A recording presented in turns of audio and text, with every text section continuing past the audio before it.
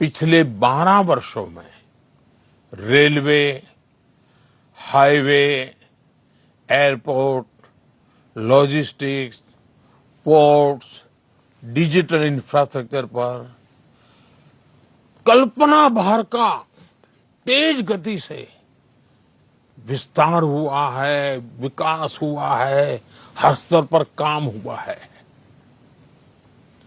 आज आप अपने क्षेत्र में किसी की भी दिशा में 100 किलोमीटर अगर जाएंगे तो भारत सरकार द्वारा कोई न कोई काम चलता हुआ नजर आएगा आपको। आज गांवों में भी बदलाव तेजी से दिखाई दे रहा है। कनेक्टिविटी बढ़ने से किसानों, छोटे व्यापारियों, विद्यार्थियों के लिए नए रास्ते खुले हैं। आज करोड़ों परिवारों को पक्का घर मिला है। यानी दुनिया के कई देश हैं जिनके पास टोटल घर होते हैं, उससे अनेक गुना घर हम नए बनाते हैं।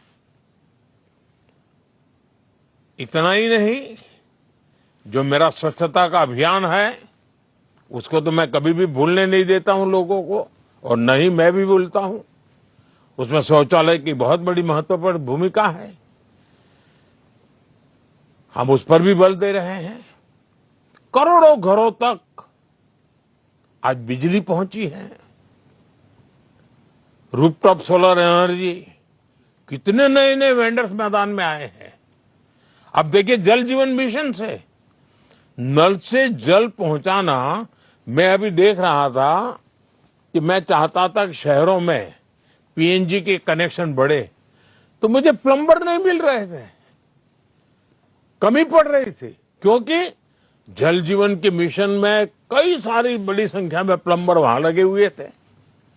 अब इधर मुझे एनर्जी के लिए बड़े शहरों में पीएनजी के कनेक्शन तेजी से बढ़ाने थे। तो आप कल्पना कर सकते हैं कि कभी कभी तो लोगों की जरूरत पड़े तो लोग कम पड़ जाते हैं।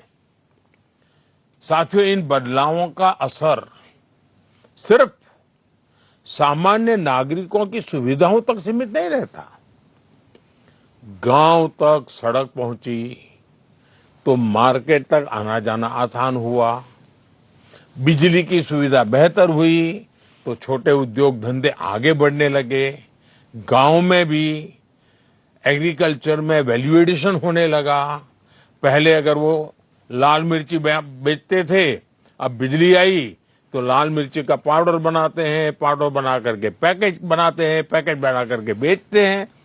तो गांव में भी छोटे छोटे उद्योग इसके कारण बढ़ते जाते हैं। डिजिटल कनेक्टिविटी बढ़ी तो गांव के लोग भी पूरे विश्व के साथ जुड़ रहे हैं, आधुनिकता से जुड़ रहे हैं। शहर और गांव का फर्क मिटता चला जा रहा है और इससे अर्थव्यवस्था की गति तेज हुई है।